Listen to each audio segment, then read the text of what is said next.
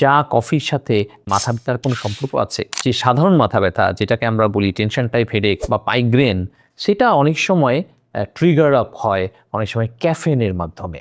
তাহলে এই ক্যাফেনটা মূলত কফিতেই পাওয়া যায়, চাতে খুব অল্প পরিমাণে থাকে। সেক্ষেত্রে যাদের চা খাওয়ার অভ্যাস আছে তারা কিন্তু মাথা ব্যথার মধ্যে আপনি চা খেতে পারবেন, এতে কোনো সমস্যা নেই। এবং অনেক ক্ষেত্রে অনেকে আবার এমনও বলে যে আমি চা খেলে কিন্তু আমার মাথা ব্যথাটা কমে যায়, এবং কফি না খেলে দেখা যাচ্ছে তার মাথা ধরাটা যায় না।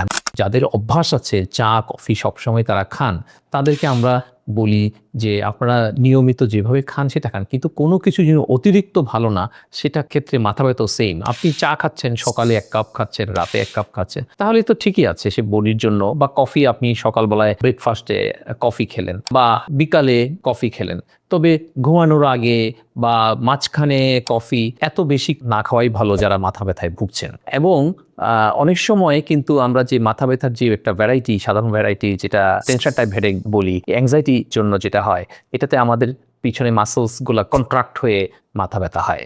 তাহলে অনেক ক্ষেত্রেই দেখা যাচ্ছে যে চা বা কফি খেলে পরে দেখা যাচ্ছে যে এই মাসল কন্ট্রাকশন হেডেকটা অনেক ক্ষেত্রেই কমে যায়। এবং যারা বলছেন যে আমি চা খেলে দেখা যাচ্ছে যে মাথা ব্যথা বেড়ে যাচ্ছে বা কফি খেলে মাথা ব্যথা বেড়ে যাচ্ছে, সেক্ষেত্রে এগুলা মাইগ্রেন মাথা ব্যথার ক্ষেত্রে বেশি হয়। তাহলে মাইগ্রেন মাথা ব্যথায় যাদের আছে যে যদি কারোর ক্ষেত্রে ক্যাফেন ট্রিগার করে, তাহলে কিন্তু আমাদের সেক্ষেত্রে অ্যাভয়েড করাই ভালো হবে।